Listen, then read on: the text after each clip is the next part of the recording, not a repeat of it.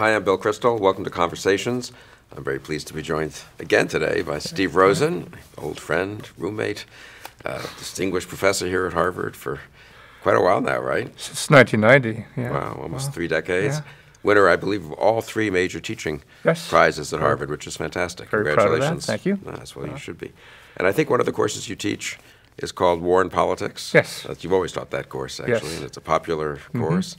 So let's talk about that as we discuss international relations and the 21st century in general, but maybe we should begin with war. Is that still, that seems like a Cold War type course, you know, and it was, I guess, when you began it, the Cold War was ending, but right. Is war and politics the right way to think about international relations? Well, it's the right question to ask, especially now, because there hasn't been a big conventional war among great powers since 1945. This is really the longest period of peace defined in that way in modern history, maybe even in world history. I mean, the Roman Empire was literally at war all the time, and the average period of peace was like 18 months. So this is kind of an odd period. And the question is, maybe this is the end of history. Maybe there's been a fundamental transformation. But you can't address that question unless you at least try to answer the question, well, why? Why is there this long peace, and could it break down?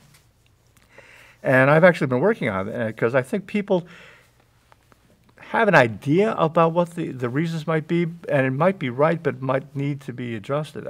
I mean, you ask most people, why is there no big wars? It's kind of obvious. There's nuclear weapons. Nobody wants to see the world destroyed. But if you go through and you look at what we can now see from the declassified histories of the Cold War, the United States and the Soviet Union actually came fairly close to war at a number of occasions.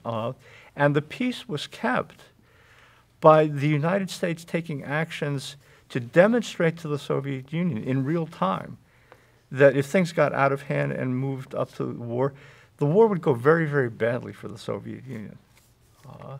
So it was a very concrete, not abstract fear of war, but for example, give an example, yeah. Because people would normally say mutual assured destruction, both sides step back from the brink, you know. In 1954, the United States overflew Moscow with 7 B-47 bombers on the day before VE Day, on the day before May Day.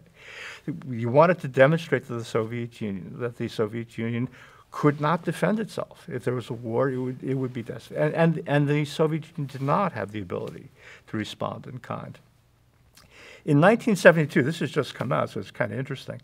The United States in April, May mined the harbors of North Vietnam, Haiphong. And we now know from the Soviet sources and American sources, the Soviet Union sent out 3 nuclear submarines to attack the American aircraft carriers off the coast of North Vietnam.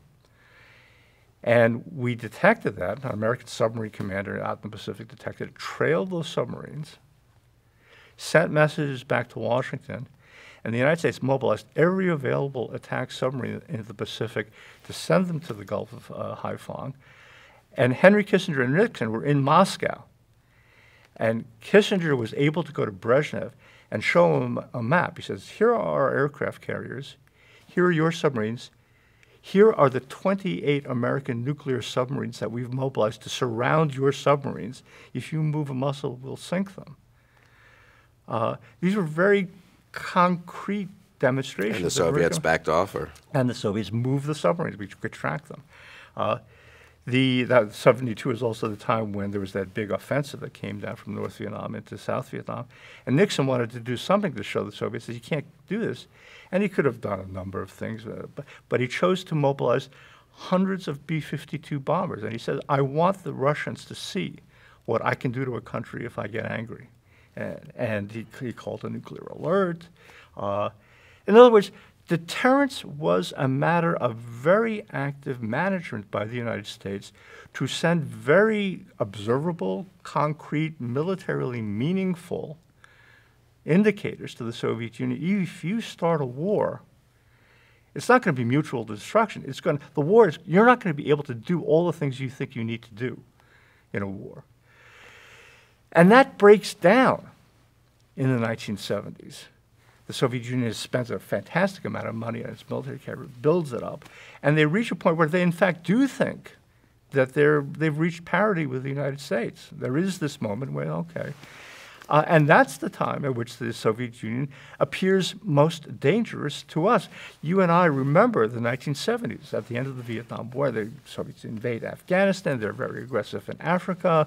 They appear to feel unconstrained because they were.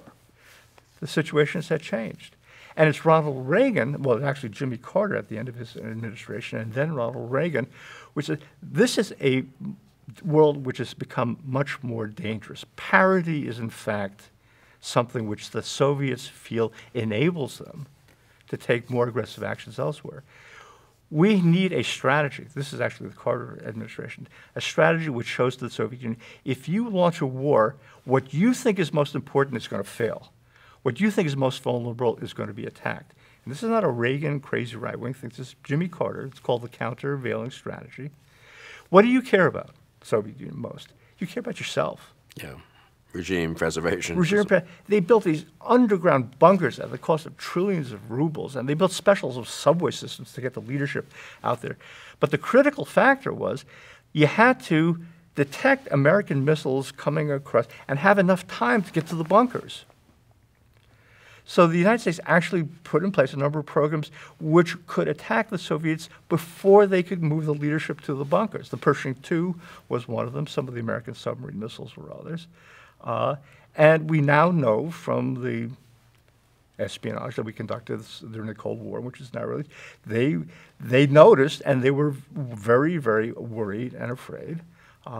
And it created a situation in which, and we know this from the end of the Cold War with George H.W. Bush, the Soviet military leadership got together with George H.W. and said, we give up. We give up.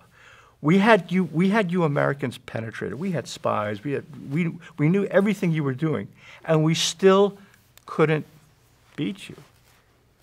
And they gave us a map. Akram May, the head of gave George H.W. a map. He said, this is the map of where all your submarines were. We knew where they were, and we couldn't do a damn thing about them. We give up. The idea was, which was inculcated by lots of very, very smart people, Tom Schelling, that nuclear weapons means that everybody will avoid war because everybody knows they'll be destroyed. And the more we dig into this, it was the United States had the ability to deter an aggressive adversary by demonstrating to that adversary, if you go further, you will lose.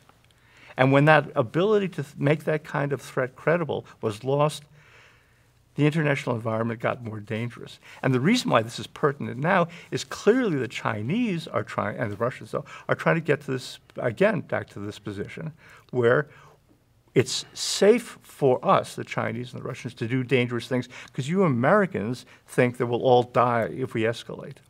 So that's very interesting. So I guess for people like me, one has this vague sense of 1949 to 89, the Cold War, the nuclear stuff, that was just kind of mutual assured destruction, and then there were these conventional conflicts, some of them very serious, like Korea and Vietnam, and setbacks, and then Reagan had the Reagan Doctrine and helped the dissidents, and we helped the Afghans. But you're saying the nuclear stuff mattered. That actually the actual balance of power, whether we were dominant or seeming to be equal, really was a huge difference. Yes, and this goes against everything that's taught in American universities and everything that people, even in the policy world now, people think about.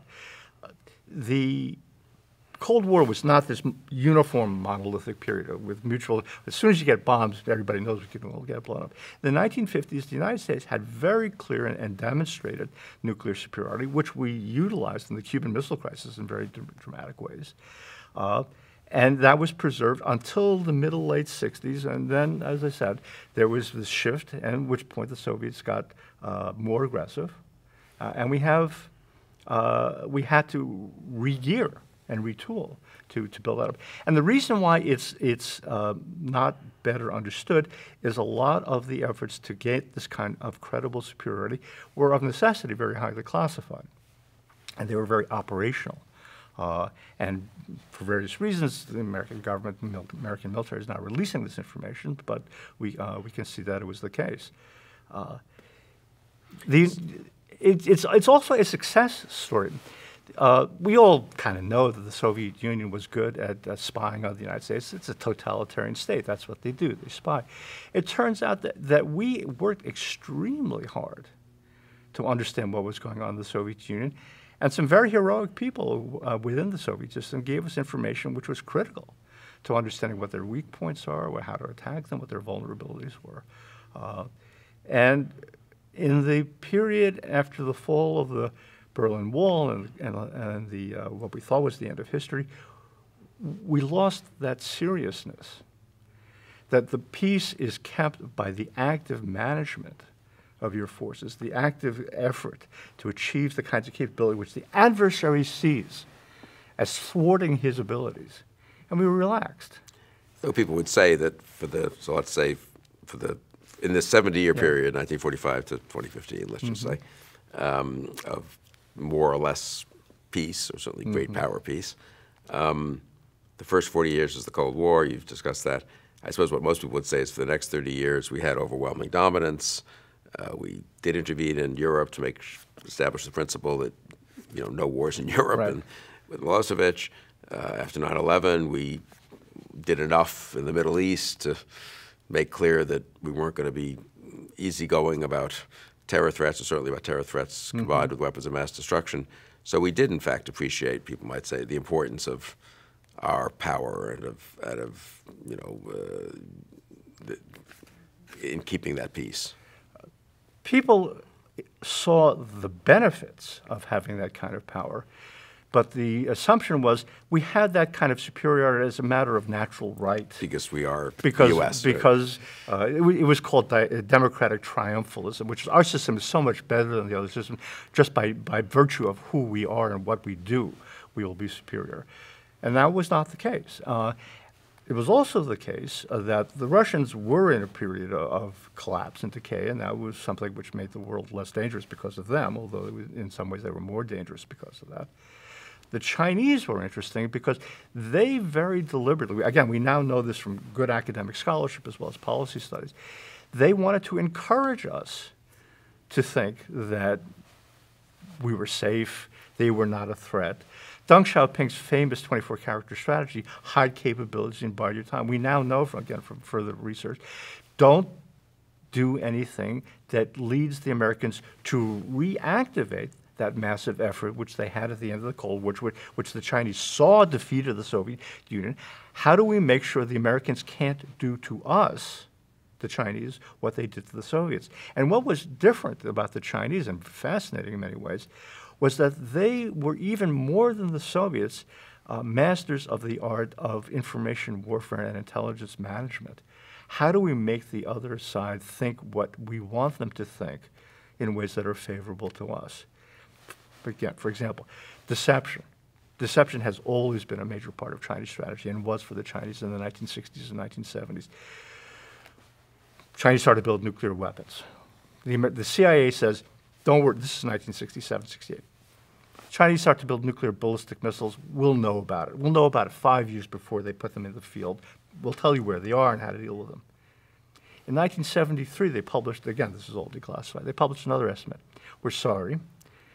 The Chinese have nuclear-armed ballistic missiles. They've had them for about 5 or 6 years. We didn't see them.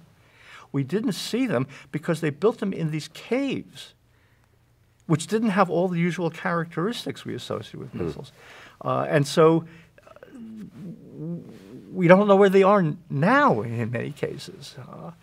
So the use of deception and concealment to hide Chinese capabilities is a big part. And the Chinese wanted to encourage us to think, you're worried about this global terrorist threat. So are we.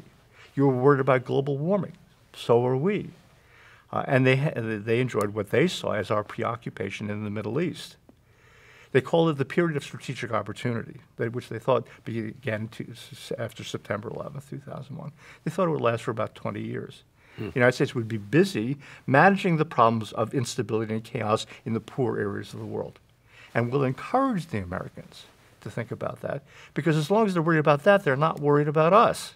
Don Rumsfeld in 2001, right after he became the Secretary of Defense for George W. Bush, was planning to reorient the American Defense Department towards dealing with the emerging Chinese capabilities, and all of that is ended by the war on terror, which is obviously not generated by the Chinese, but which is exploited by the Chinese to keep us focused on these problems of what Robert Kagan correctly calls, kind of the jungle growing back, which is which is not a problem that we can ignore. Right. But it does, again, divert us away from the central task, I think, of the American military, which is guaranteeing the countries that are strongest and hostile to us because of the nature of their systems don't think that they have the safety that deterrence gives them, which enables them to conduct the aggressive operations which cripple us and defeat us. I mean, and I suppose one could just say that, look, you could spend an extra percentage point or two of GDP on defense and deal with both the terror threats in the Middle East and the big great power threats. It's not as if this is insurmountable. But and that's what people like me said for many years. And in some sense, we were just politically naive. We said the American political system with capable leadership will see that with a little bit of extra spending, you can do both. What has happened in practice is that we have prioritized one at the expense of the other, and we have not done both. The Trump administration— And even the first one, incidentally, we backed off from. So it's not as if we thoroughly carried out the policy in the Middle East. We got out of Iraq. No, this is what we talked about. Under-resourced Afghanistan and so forth. Last time you and I got together, at the moment of victory, where we actually had created a stable domestic environment in Iraq, we walked away from it, which was, and we mentioned this book, The Unraveling, about how things fell apart. So we got the worst of both worlds. We took the problem of terrorism seriously, but not seriously enough to take it to a logical conclusion, and we neglected the problem, which the Trump administration has now re-identified, of great power competition, which has not gone away. People like me used to say, well, nation-states still are the most powerful way of aggregating power and threatening the United States. And people would say, Steve, that's kind of a 19th century way of looking at things. And it's kind of, now this is the age of the internet and social media. This doesn't matter anymore. But it does.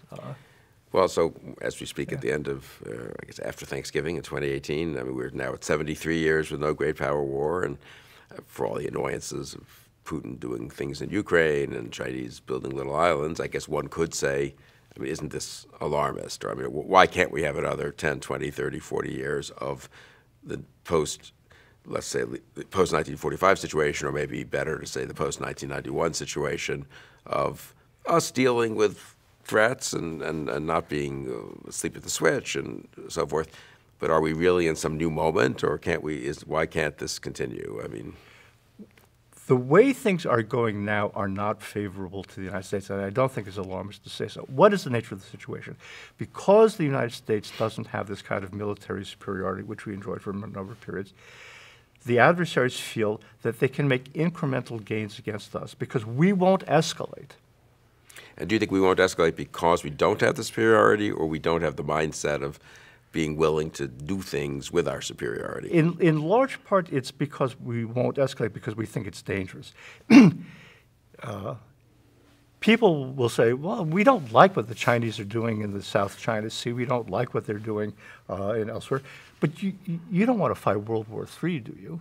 You don't want to take steps that might escalate and get out of hand. Whereas the Chinese say, we want to be in a position where we dominate the escalation ladder. We have war dominance. And therefore, we can do what we want because the Americans won't take the chance that by opposing us, things might ratchet up and escalate. Why is the Iranian government now able to get away with so much, which is clearly not favorable to American interests in the Middle East? Because Americans, well, it might get worse. It might get out of hand, and they encourage that belief. The world has been made safe for revisionist, aggressive policies. And it would, as long as they don't go too far too fast, maybe. As long as they don't people have learned, if you stick your finger right in the eye of American, you kill Americans, the American system gets mobilized and things like that. Remember, people saw what happened after 9/11. Chinese were surprised by that. So we thought the United States was suffering all these problems of an internal lack of cohesion and political divisiveness. And we walk down American streets and we see people just putting American flags out. This is not good for us. We have to stop short of that. But there are a lot of things which involve killing other people or threatening other people's interests. We're doing things that are trying to adjust the situation in the Sea of Japan. You Americans, don't let these Japanese militarists draw you into something which may get out of hand. Don't let these Taiwanese independence fundamentalists get you involved. And so what they do is they use this fear of escalation to thwart the moderate, reasonable measures that we would take if we were not deterred from escalating. That's the way in which superiority makes a difference. They have made us afraid of escalation, which makes us back away from the lesser measures that we could take, which could be effective, whereas they feel free to take the measures below the level of open warfare, which advance their interests. And could we, I mean, is it, I guess this is sort of another way of saying the same question, how much of this is psychological on our part and can be fixed with just better leadership? How much of it requires, you know, pretty major changes of policy, increases of spending, increases of intelligence spending, increases of changes in nuclear posture, cyber, et cetera? And how much of it is, how much of it is just we can manage the current situation for quite a while? I mean, in principle, it could be, you could effect a psychological shift. To some extent, Reagan did that. I mean, but again, historical research suggests presidents are serious people. They say they'll go to the chairman of the Joint Chiefs of Staff. They'll go to the head. If I do this, and the other guys respond, will I be able to handle? Will you be able to handle that?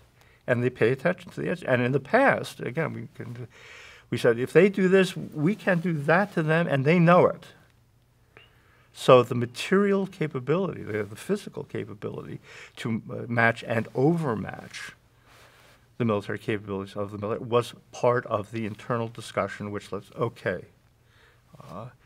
And that is not simply a matter of will, of being kind of sufficient. And you're saying bold. that in the real world, so to speak, the chairman of the Joint Chiefs or the CIA director, and when they come to the president now, cannot confidently assure him of our superiority in quite the ways that one might like them to be able to, or maybe that they could 20 years ago? I mean, certainly not in the ways in which I've described. Look, when Richard Nixon was in Moscow in May of 1972, the military commander said, if the Soviets attack us, we will sink all of their submarines.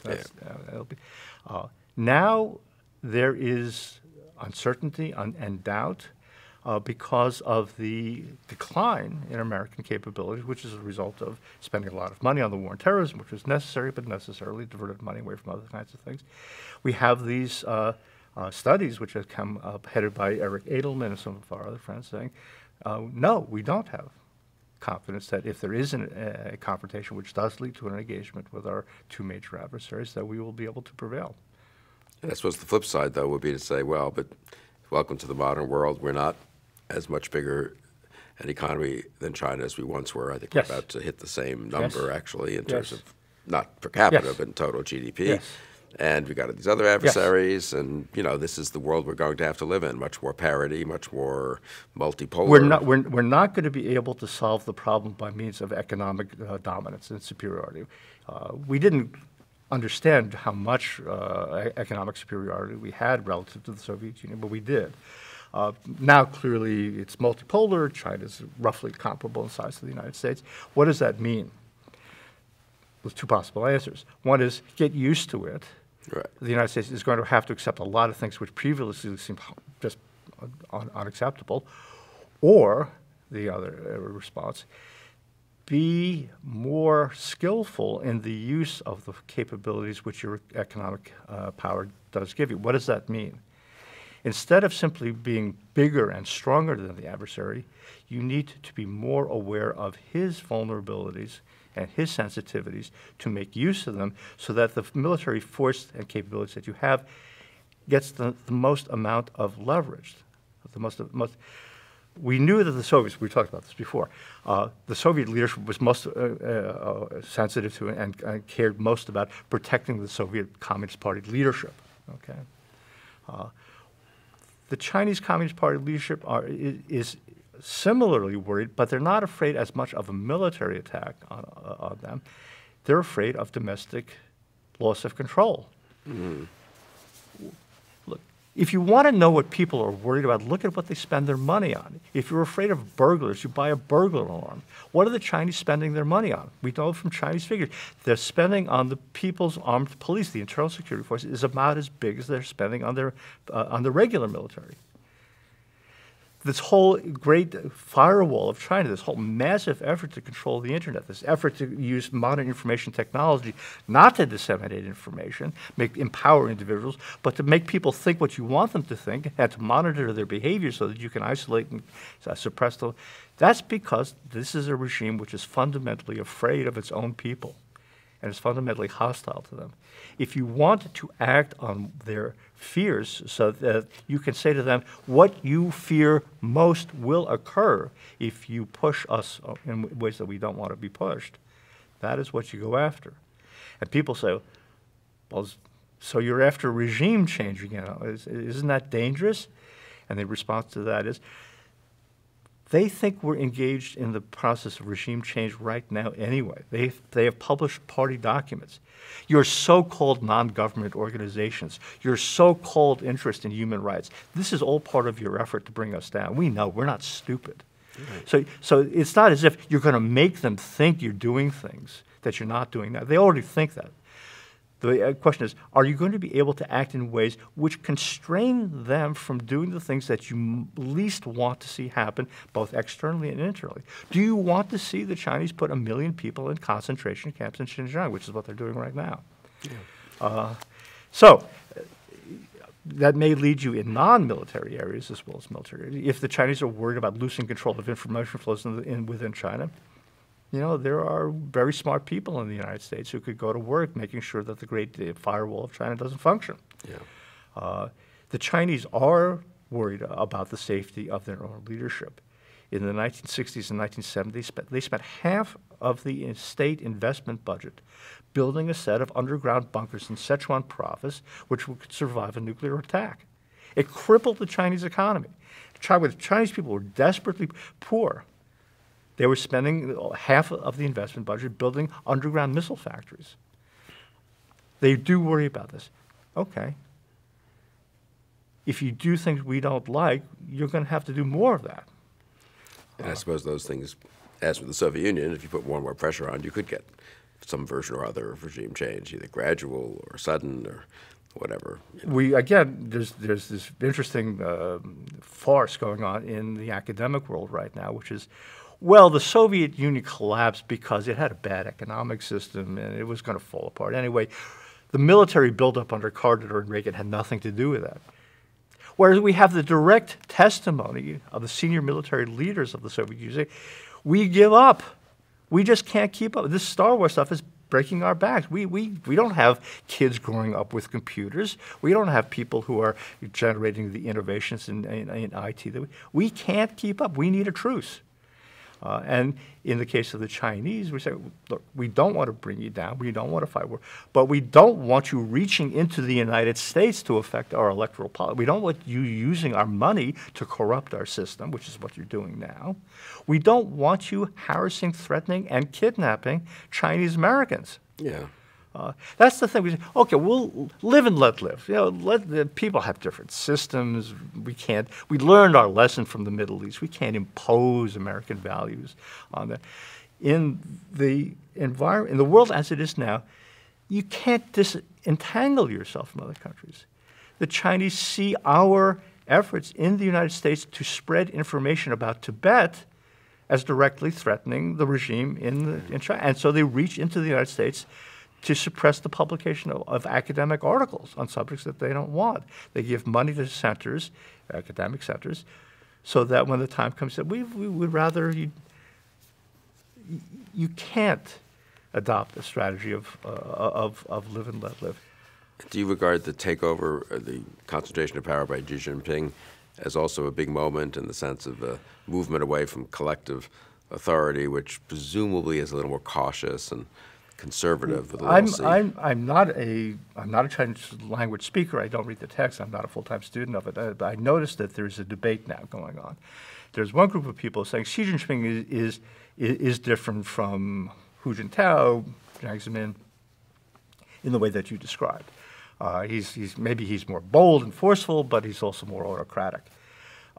There is another school of people saying Xi Jinping has concentrated more power in his own camp or his person.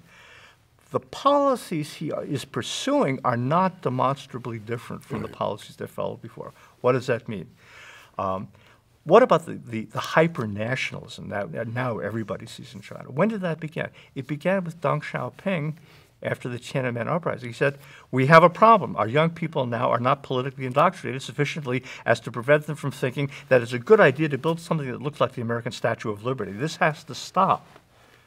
So he begins the patriotic education program. It kicks in and bites later on, but he's the one who does that. The strategic policy of developing Chinese military power in ways which keeps the Americans from being active in East Asia so that China can establish hegemony there, and building on that Eurasian landmass, make China to, that again goes back to Deng and Jiang Zemin. Look, what has American foreign policy been for all of the 20th century? It is a very dangerous thing for one autocratic power to be able to dominate the Eurasian landmass.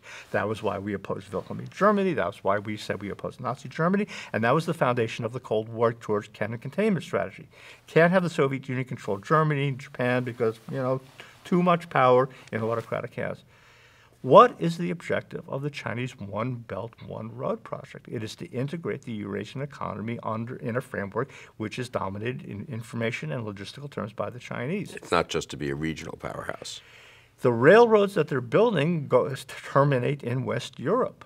One of the reasons that the Europeans now, the French in particular, are more receptive to Americans talking about the Chinese threat is they see the Chinese buying up French companies or trying to buy up French companies, trying to dominate French high tech, subverting and undermining political opposition to Chinese.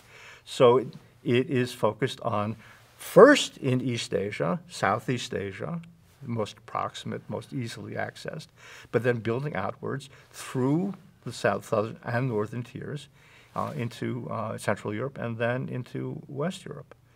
The Department of Defense conducted a summer study which looked at the pattern of investment that the Chinese government is engaged in and the amount of money flowing into West Europe, and the amount is staggering. And I think reflective of an overall desire to be dominant in that central landmass, which would leave the United States kind of in the Western Hemisphere with about 30% of the world's economic product, with China dominating the other 70%. If you think the United States can live safely and modestly in those reduced circumstances, you might say, okay, we'll be a Western Hemispheric power and no more. If things are going the way they have been going for the last 20 years, China will wind up being the preponderant power, both in terms of economic power, international institutions, and military power. Who is going to oppose China militarily on the landmass of Eurasia? The West Europeans have gotten out of the business, essentially. This is one of the reasons why President Trump, for all of his overblown rhetoric, is right. The allies, and West European allies, are not doing what they would need to do to be serious, independent, sovereign, militarily safe countries. Russia has nuclear weapons and only nuclear weapons. Putin is making a very good case. He's playing a bad hand very well. He's making it seem like he has lots of fancy stuff up his sleeve, but he doesn't. Price of oil is going down, price of natural gas is going, Russia's going broke. The Chinese are the only people who will be fielding first-class military technology in amounts that are significant, absent American participation in that system. So our discussion of the world has become a discussion of China, which is fine, and I want to come back to it even because it's so interesting. But what about the more, I'd say, so the other hawkish argument one hears, I make it actually quite a lot, is a little more generic. I mean, that we had a world order for 70 years that depended on the U.S. being its keystone, the guarantor of peace in many parts of the world, an alliance structure, a liberal economic order with trade and relatively free movement of capital, and that was, I guess this is Bob Kagan's metaphor, which is George Shultz's, Right. isn't it? We kept the jungle fairly well Right. mowed, or the lawn fairly well attended to in most parts of the world, and that what the real danger here is the jungle grows back, and it can grow back in the Middle East in the form of Right. autocracy and terror. It can grow back in East Asia in the form of China. It can grow back elsewhere, Venezuela. You see what's happening, and that it's more of a Roman Empire problem than a China. It's that if we retreat, bad stuff happens all over the place, which is an argument for American strength and benevolent hegemony, as Bob and I called it, I suppose. But it's a little less China focused. Do you think that's also true, or but less important than the China question? I guess I'm sort of asking is how much is the issue of international relations China, and how much is the issue of international relations America needs to be strong, or a lot of random bad stuff could happen all over the place? The argument that you just made and that Bob Kagan has made is true and is valid and would exist even if China did not exist. Okay. Right. The problem of refugee movement in the Western Hemisphere is not the result of Chinese action. Right. It's the result of criminal gangs dominating small states and Syria. Non-intervention. The Syrian is not the result of what China's right, done. and that can be pretty destabilizing and pretty bad. And therefore, it's a problem. And if you don't want to build walls and tear gas people at our borders, you do have an obligation to make conditions this is what we talked about before, minimally livable in countries where people already exist. However, it would be unwise to ignore the ways in which hostile great powers can take advantage of the instability in these regions to make our life more difficult. If I were a Chinese planner and I saw Steve Rosen and other people saying, well, we need to be more vigorous to resist the Chinese, and we need to be a power in Eurasia, and we need this escalation dominance, you know what, I don't like what he's saying. I don't want him to be able to convince people to do that. People like him started to talk like that in 2000, 2001. The Middle East made them kind of focus on that. Yeah, so let's help Iran a little, and let's... Or I would say, even closer to home, I would say, you know what? If China does a little bit in Venezuela, the Americans get really hot and bothered. Yeah. We don't have to... In other words, they could apply the logic that I was arguing for to us. Right, they can... And so, you know, one or two visits by a Chinese aircraft carrier to Venezuela would mean what? Well, we can't let that go unchallenged. We have to focus more resources on the defense of the Western Hemisphere. We can get the United States to stay home by creating or taking advantage of and exacerbating. So the problem of global instability exists independently of the great power threats. Great power threats can take advantage of it, and the great power threats in some ways prevent the United States from taking effective action to stabilize those regions. Why is Syria as bad as it is now? Well, in part it's because we don't want to go head-to-head with the Russians there. Yeah. Well, I want to come back to Russia in a minute, because that's the other kind of thing lurking out there. But I guess thinking about it in the Cold War, in terms of the Cold War, we did both. I mean, we checked the Soviet Union, and by your account, dominated them even at key moments.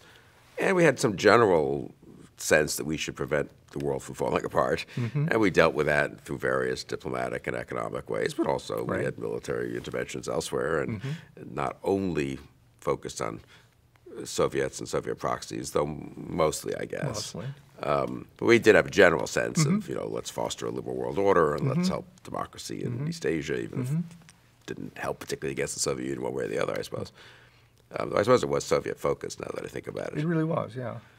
I guess what I'm saying is that, yeah, I guess in practice, it seems to me the U.S. benevolent hegemony argument probably goes hand in hand with the U.S. being serious about the great power argument. I think they cut against each other in some practical ways. If resources go here, they don't go there.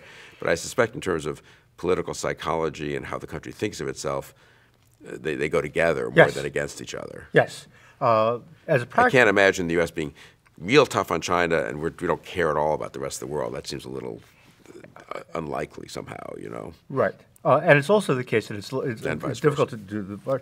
As you recall, and as you just mentioned, the United States sold economic development programs and Marshall Plan, not on the basis of altruism, but on the basis if we don't do this, the Soviet opposition is going to be able to capitalize it, Right. and West Europe will fall into the heads of the Soviet Union without a shot being fired. The Marshall Plan, in its monetary size, was the equal to the defense budget, and it was sold to the American Congress on, if you don't do this, the Soviet Union will win World War III without fighting. Similarly, the development efforts in the Third World. What was the Third World? It was the world that was in between the Western world and the red sphere of influence, the Soviet sphere of influence. And now people, John F. Kennedy would say, Mao Zedong says, we will win the battle for the world by surrounding the cities of the world with the countryside of the world. Right. That's the Maoist theory. And as a matter of justice, if I was going to an American voter and I was saying to them, you need to pay more taxes, receive less benefits in terms of job training or health care, to finance the American national security establishment, and they said, well, why? Isn't the first obligation of the American government to protect me? And if you cannot tell a convincing and credible story about, no, this is about protecting Americans, then the American people won't be willing to support this, and probably rightly so. And we have, again, in the Cold War, we paid attention to this, and we now need to explain to the American people that this is not a matter of altruism. This is not a matter of, well, we have a... This is why people reacted against the Obama-era foreign policy. Well, we're all citizens of the world, right? We have this responsibility to protect, R2P. And people are dying any place in the world, we have to help them. And American citizens, no, you're supposed to protect me. Right. You're the American government. The government of the United States is based on consent of the government. I give you power and money in return for which you do things which I have agreed that you should do. Well, if you cannot explain to the American people why it's in their self-interest not to have the Chinese dominate the rest of the world, then you failed in your job. You don't need China. You could also explain to the American people that you don't want more 9/11s, and therefore we have to be engaged in the Middle East. Or So they're not mutually or the non-political aspects of it. It's not as if global pandemics will be containable simply by building a wall around the United States. Right. And Ebola now is no longer under control in Central Africa, and that is a global problem. So there was this false opposition between globalists and unilateralists, or nationalists and internationalists. You cannot be an intelligent defender of the American national interest without taking into account the global phenomena to which the United States must respond if it wants to protect itself. Right. And I'm hoping, and I've seen some signs, that this may in fact lead to a new bipartisan consensus. I've been talking to, for a variety of ways, talking to people who are Bernie Sanders supporters. I said, well, Bernie Sanders, I believe in socialism, I think, but Professor Rosen, millions of people are being killed in abroad, and Chinese are putting people in concentration camps. I said, yeah, right. The UN's not stopping it. The Saudi Arabian prince is ordering the dismemberment of opposition, right? So what are you going to do about that? He said, well, we have to oppose that. So what do you do about that when people say, we're going to stop you from meddling in our affairs? What happens when you send in people to help poor people make their lives better, and the local thugs shoot those people? Right. Well, but shouldn't we do better than we did before? Yes. People like you and me, I thought the war in Iraq was necessary. We have to do a better job of thinking, okay, well, what did we get right? What did we get wrong? And how do we do it in a way which is, A, more effective, and B, is visible to the United States people as an effort which is good for them or necessary for them. Yeah, somehow I think one thought that 9/11 had been such a wake-up call that one didn't almost, it was sort of obvious that we couldn't allow dictatorships that had a history of developing weapons of mass destruction, to take the Iraq case, to just go on their merry way. But well, there was also... We didn't explain it very well, and of course then the WMDs weren't there and so forth. So I won't speak for you, I'll just speak for myself. There was a little bit of the afterglow of the fall of East Europe, Totally. which is, you kick the props out from the dictatorships, it falls out, the people rise up, they self-organize into a bourgeois democracy. And we even had experts on the Middle East who said, Iraq used to have a middle class, could reemerge. And we were wrong. Yeah. We neglected the debilitating effects that generations of torturing autocratic rule has on the national personality and psyche. I mean, And it turned out in Russia too. We probably turned out in Russia to be, kind of the sudden shock therapy turned out to be politically as well as economically dysfunctional. What do you do instead is not at all obvious. And that's, again, a matter for serious thought by people who are professionals and thinking about it. But to turn your back on it, either one way or the other, say, we're going to build a wall and just kind of live at home is not going to work, or that we're going to be able to achieve global military dominance and just kind of tell people what to do is not going to work either. or hope that the UN works better. Or to hope, as President Obama did, that the arc of history trends in the right direction, that sort of things will work themselves out because that's the way the 21st century that's has human to be. nature, technology. Steven Pinker, brilliant man who points to many things, he said, well, people are sort of more and more reasonable, and therefore they'll become less inclined to engage in violence and more inclined to engage in productive activities. As if we didn't live through the 1930s in Europe. You know, the best educated, most wealthy country in Europe becomes the most horrible regime in the history of Western civilization. Or 1914, where after many decades of relative peace, I guess you could argue that was the other long peace. Yes. I mean, yes. There were some wars in the middle there in 1870 and so forth, but they're the long peace of the modern times. But then it crashes in 1914. So this comes back to the first thing we said. Reason and the Enlightenment approach to life works when people feel safe. If you feel as if your life or your family's life is in danger, you become very primal. You become very visceral in your responses. Therefore, if you are strong enough to feel safe, you are better and more likely to be an Enlightenment actor. I also taught this course on the ethics and the conduct of war, which is very interesting at these debates. But one of the lessons that you come to is that ethical behavior is the luxury of the strong. Because all countries, democracies and non-democracies, when they're threatened with their survival, will do anything.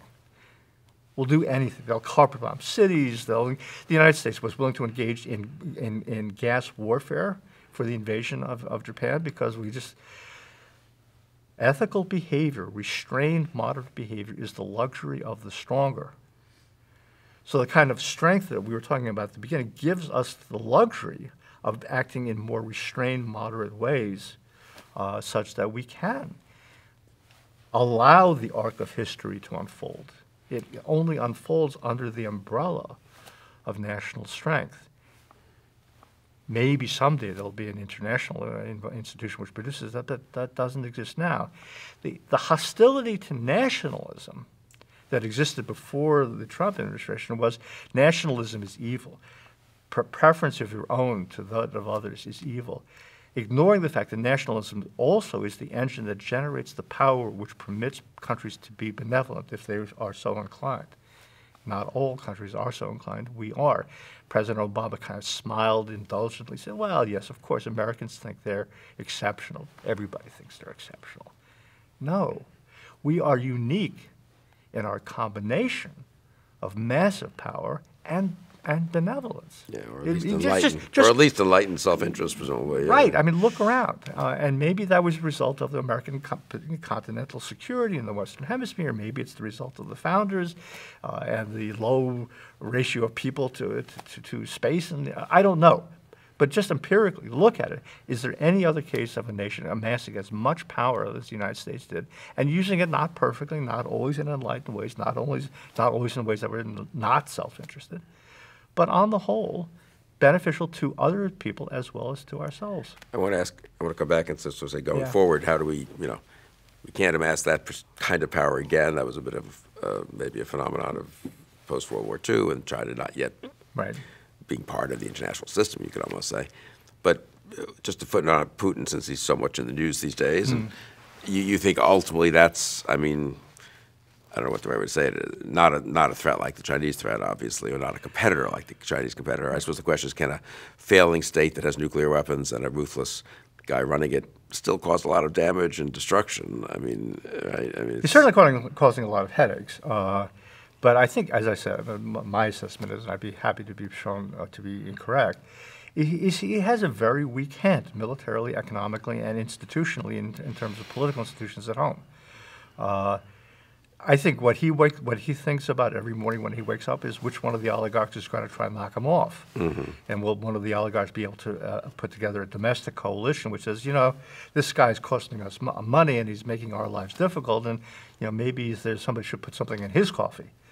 And I think ultimately he's not going to live forever. He may not die a natural death, and when he dies, Russia will revert to being an unpleasant place for people who live there because it's poor, but not much of a threat to the global community.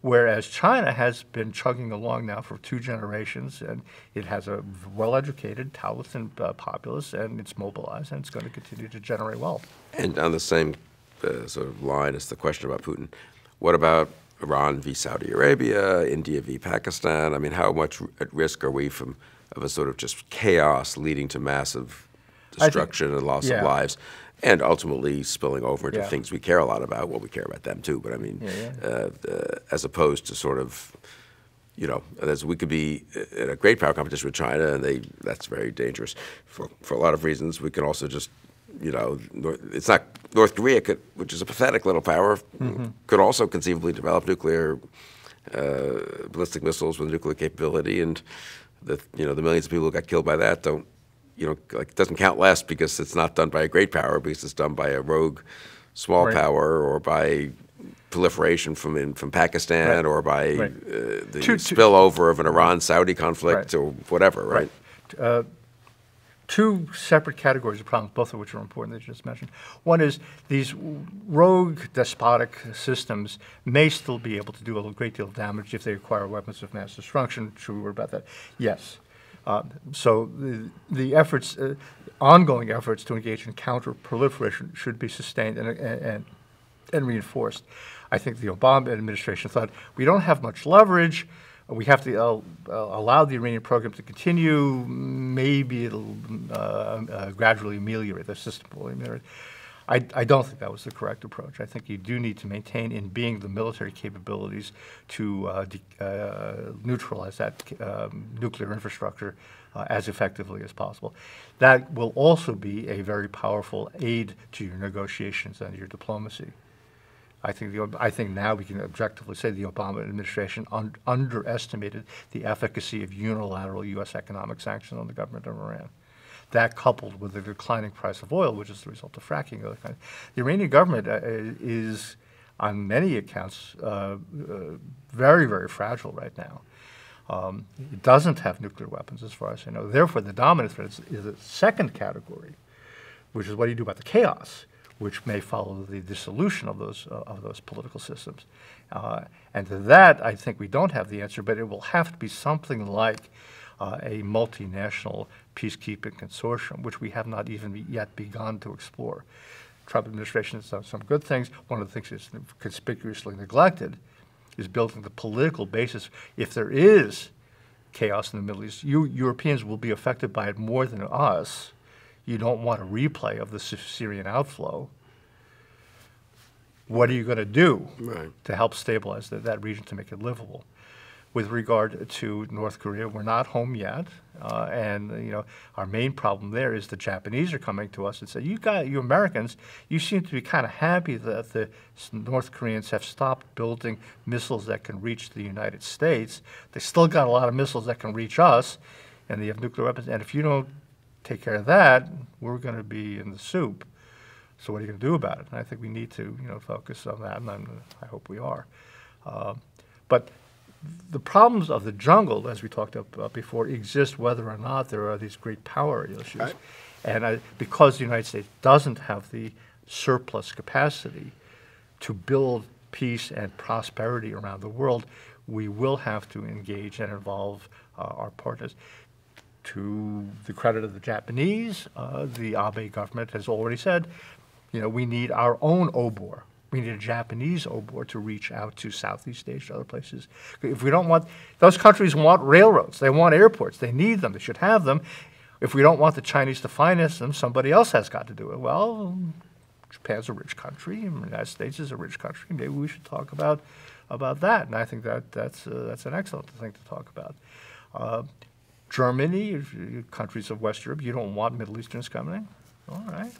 You have money, you have technology, you have engineers.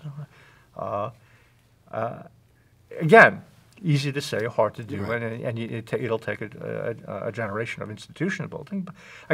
But it's an area where the debate has been, oh, you guys are hawks, you favor military force, and you guys are doves, and therefore you're against military force, and you want these instruments of peaceful diplomacy and economic development. Any reasonable person would see, obviously, you need a combination of the two. But you come back to China as the five. Someone said to you, okay, next 30 years, you know, you have students who are 20 years old, and you have grad students who are 28, and your proteges who are 35, and you know, middle-level positions in the State Department, Defense Department, CIA.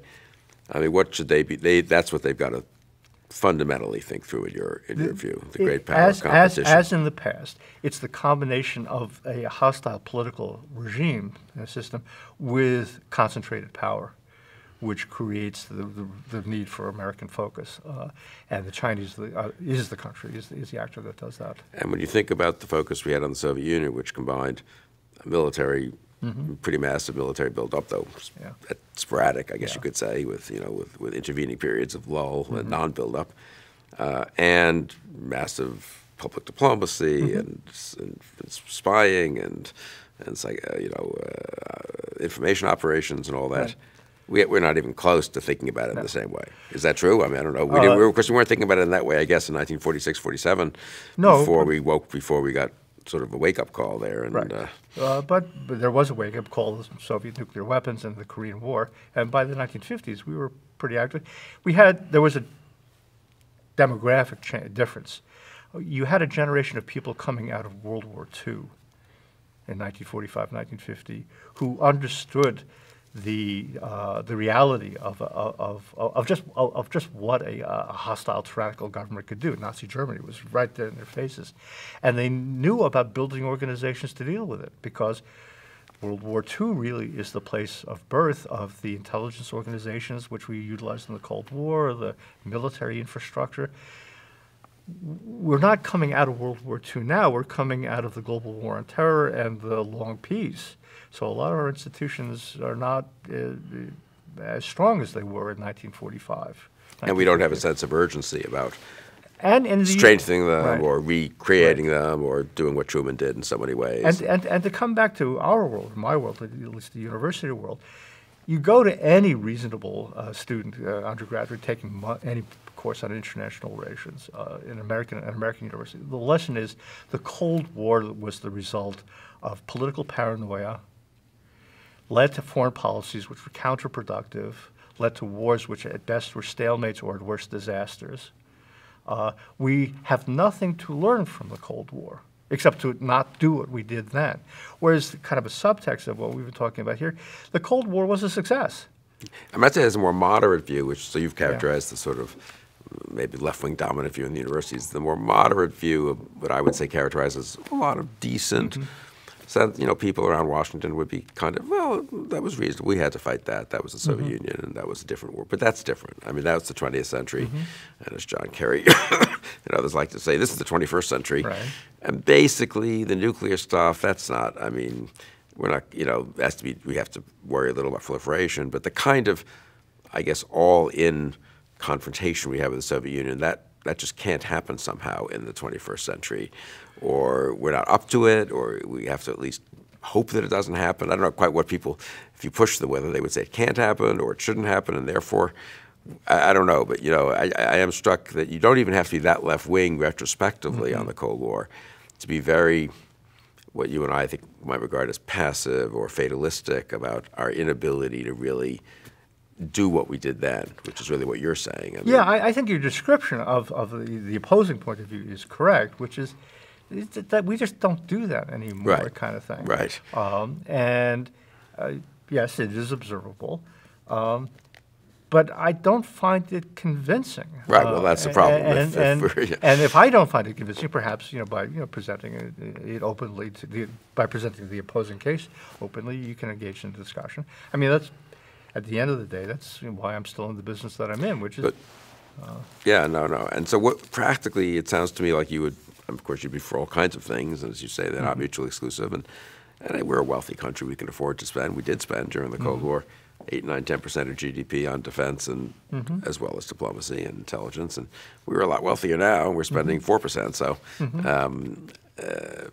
so I guess one of your messages would just be, we need to be serious, and being serious means doing a lot more things across the board. In particular, are there elements that you think are particularly dangerous and appreciated? Was it nukes or cyber, or I mean, is there sort of the modern technological element? Or I mean, what do you look at the U.S. government and say, geez, some of these other things would be good to have, but they're not like necessary next week. It'd be better to have public diplomacy. Right. But other things, I'm really worried that we're just falling way, way, way behind, kind of thing. I'll stick with my opening position. The conventional military capabilities of the United States atrophied in very alarming ways during the global war on terror. It doesn't look bad because we still have a lot of airplanes and a lot of tanks, but the airplanes are falling apart. The amount of money for realistic training is not there. The amount of money for exercises was actually get people to the place where they can do their jobs. And in many cases, simply buying equipment to replace F-15s that are falling apart or ships is necessary. I made the statement that the nuclear dimension is important. That's the hardest sell. I agree with that. People just think that's like and even people in the American military said, look, nobody's ever going to use those nuclear weapons, and therefore, well, let's spend the money on stuff we actually need to use, and it's expensive. And on the other hand, we started this conversation. Why was there the long peace? Yeah. Well. And was it because of nuclear weapons and the American nuclear margin of superiority, or wasn't it? So these intellectual, historical arguments turn out to be of first practical importance. What about, I did a conversation with your colleague insofar as Harvard Law School and Harvard College consider themselves collegial institutions, Jack Goldsmith, who's very interested in cybersecurity, and you've talked to him about this. And how worried are you about that whole side of sort of the modern technological challenge? And we sort of laugh it off, but North Korea causes $1 billion worth of damage to Sony, and there's some spying, and there's this and that, but we do seem amazingly complacent about what presumably, just if you look at it, I know nothing about it really, but I mean, things that could shut down the entire U.S. economy, banking system, electric grid, screw up all of our communications. It seems like this is something one might have the attitude towards that the U.S. government had in the 50s towards nuclear safety and nuclear deterrence. I did not see Jack's podcast. I don't know if it's online yet, but it's. I would tend towards the more extreme version of that. It is a major problem. We got some hint of that when there were these news stories about just how much of the basic core operating instructions of Microsoft and Apple may have been compromised. Yeah, that was interesting. Yeah. And people say, oh, no. Right. We have some indications that where do most of our integrated chips come from? Taiwan. Mainland Chinese Communist Party of China is very much involved in Taiwan. Is it beyond the wit of man to put some designers in there so that there are some aspect of the hardware that's incorporated, which is compromised by our adversaries? And I would say, at a minimum, the American military should not be using IT hardware, which is not produced in facilities that we know because we built it from the ground up and we vetted everybody who goes in there, are safe. The problem will then remain, well, that's very expensive. And you do that. The rest of the American society is going to run on the IT equipment that's cheapest. Right. And this terror, it's all these home security cameras which are made in China and which kind of used to report back to China, check in just to kind of make sure the software is updated. You're going to think I'm paranoid and crazy. What did the Chinese do? The Chinese hacked into the United States government Office of Personnel Management files. So they know who everybody in the United States works for the American government. We're in those files. With security clearances, everything we put in our background investigations about that. Okay, so now they know who we are, where we live. They can follow where we lived. And they can monitor our cell phones and our home security systems. And if all of a sudden you wanted to make us less of a political problem for China, you would have all the data that you would like to have to take action. So that is kind of, you know, they would never do that, would they? They would never do that except, I mean, I know you're being rhetorical, but I mean, I am struck, and again, I haven't followed it much in detail, but the use of their willingness to construct a Orwellian surveillance state domestically, and their use of AI and so forth domestically doesn't suggest that, gee, we're willing to do it on our own people, but never do it abroad. Well, maybe practically they'd be a little wary of doing it abroad, because they could be a snapback, but they obviously have no compunctions about this kind of intrusion, you might say, right? Well, it doesn't even have to be fake news. I mean, there's from time to time stories about just how easy it is to create fake videos, which are very, very convincingly realistic. If I wanted to discredit any political figure, and all I would have to do is use the background information I have to create a completely verifiable story about what that person was doing with drugs or whatever other. So I suppose one might argue that there's been surprisingly little of that, it seems. We don't know entirely, of course. But they're deterred, because if they start doing that with us, we'll really go after them. Yes and no. Again, going back to my favorite subject of Cold War history, it turns out that there were a number of KGB wet operations during the Cold War in which political figures were compromised and neutralized. And that was in the era before cyber capabilities. It was just you just spied on people and trailed them around, and all of a sudden people who were nuisances sort of weren't nuisances anymore. Again, people... And at some point they may not think we can actually penetrate their system, or they might be willing to take the risk and sacrifice some of their people in return for doing a lot of damage here and so forth, right? I mean, it's not as if, you know... If you think it is important to have a deterrent capability so they don't do that kind of stuff to us, then you better get to work building it. And again, people have shied away from that. Say, well, we don't want to start an arms race, as if it's not already going on. You don't want to provoke them into taking action to us because we're more vulnerable than they are. People in glass houses shouldn't throw stones, that kind of thing, as if they're not already penetrating our system and collecting and using information in that way. And so far as if they don't go further, we talk ourselves out of responding to the lower level stuff because we don't want to have an escalation ladder, to use an old, Cold War term. And I think the rungs of the ladder are linked, and so therefore, if you are serious about confronting them, you have to be serious about building strength at each of those levels. But yes, I mean, cyber, I'm just not knowledgeable enough to comment about meaningful, but I think it is as serious as you say. And I would say, to maybe close on this this discussion, which has been worrisome, though I hope educational, educational and necessary one, obviously. But I mean, it does seem like the political system is going in the wrong direction. Ours. In the last decade. That is, the left has become less hard-headed, I think it's fair to say, and Obama's second term was much less so than the first, much less worrying about letting things get out of hand, viz. Syria and the Iran deal and so forth. And on the right, obviously, you go to a Trumpy America first as opposed to whatever its flaws, Bush with, basically some sense that, well, we're the world power and we have to use it, and less focused on the great power, I'd say, but more on the jungle. But you might have then focused, as you say, Rumsfeld wanted to focus on China at least. But we don't have that now. I guess Trump has some version, I mean, he's anti-China in some way, so, and parts of the Trump administration are probably moving a little more in that direction, the direction you would like. But it seems pretty, if you're going to focus on trade balances, that's not maybe a very serious way of dealing with the problem. But anyway, it seems that you have a more isolationist, protectionist Republican Party, a more, I don't know, a Democratic Party that's more and more leery of the use of force post-Iraq and so forth. And who's going to, who's the Truman and the Vandenberg and the, Eisenhower and Kennedy and so forth? Two things. First, as I said, there are pockets of people doing the right thing now, and you should build on your strengths. There are people on the left who are seriously concerned about the humanitarian disasters that are occurring. And if we really are serious about doing something, what is necessary? And that will inevitably lead them to reconsider their relationship to the American military. There are people in the Trump administration who said we need a national manufacturing policy, not because only we want to make more jobs, but because we can't build military systems if we can't trust the stuff that goes into it.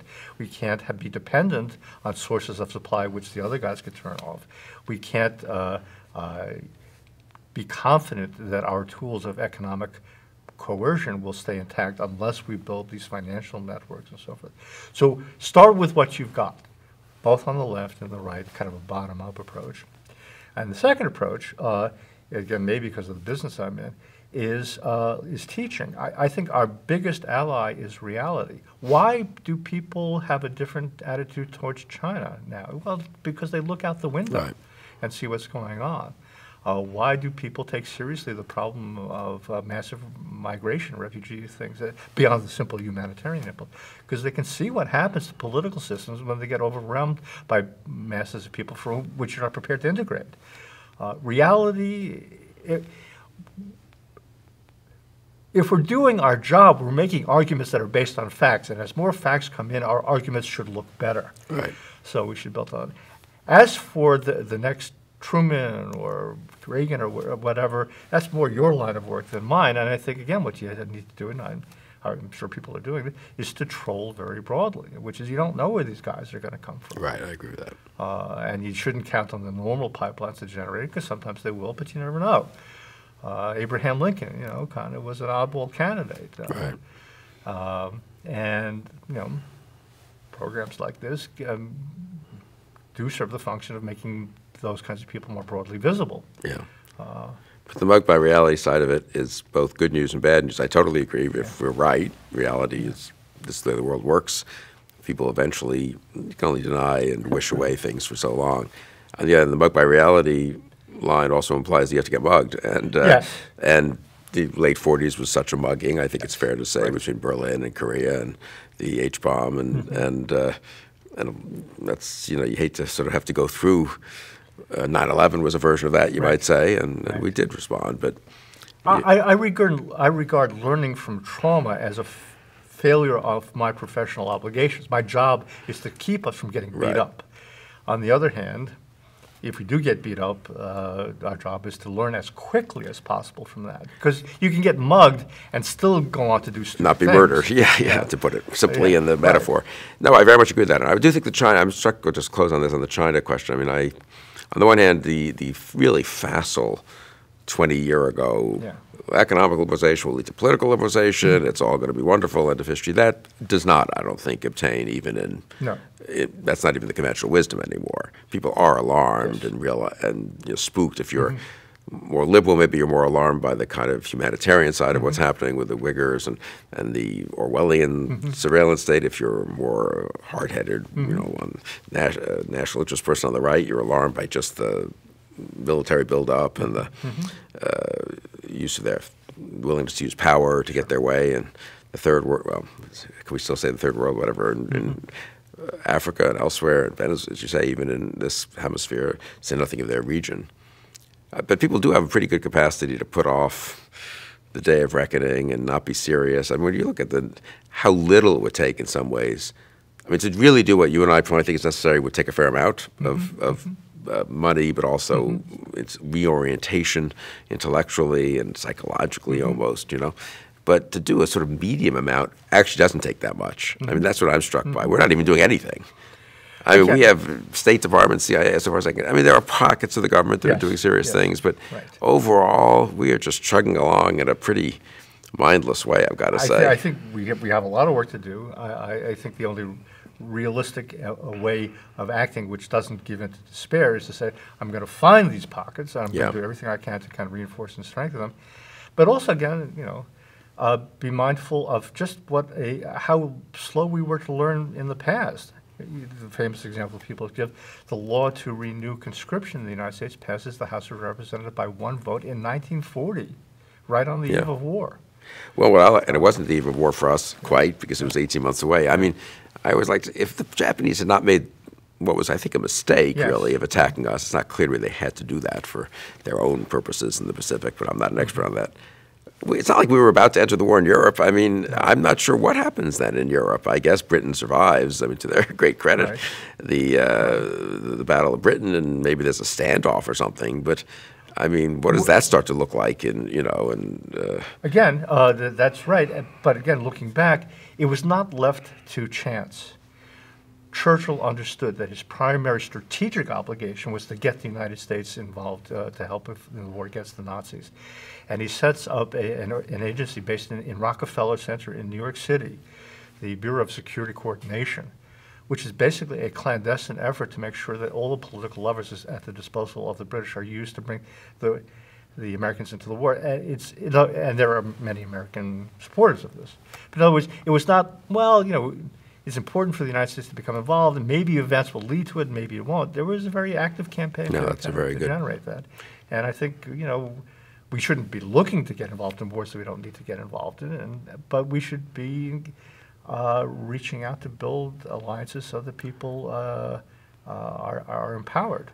Yeah, and FDR, whatever other criticisms one might make of him, did push very hard to renew the draft there, and I think didn't he, in 1940, and Right. It was a very close call. I wouldn't say we're doing the equivalent today. If you think of whether it's walking away from TPP or military, 1 year build up, and now the Trump administration, which is a sort of pro-military administration on the surface, is going to propose a reduced defense budget for next year, and it just doesn't seem that we're even at the level of America in 1939-40, let alone America in 1941-42. Right. It's more like 1934, 1935, if you want to stick with that metaphor. But or it's like 1974 or 5 rather than 1980. Yeah, that's good. But if you want to be cheerful about it, it only took 5 years to go from where we were in 1975 to Ronald Reagan. Yeah, that is a very important thing that I recall occasionally to cheer myself up. Yeah. Okay. Should we end on that cheerful note? Yes, let's do that. Probably as good as we're The going one to get. cheerful note of this discussion. No, but this has been very, very educational, genuinely, and thought-provoking, and I really appreciate you taking the time to do this, Steve. Thank you for inviting me. And Always a pleasure. it was great to be with you, and thank you for joining us on Conversations.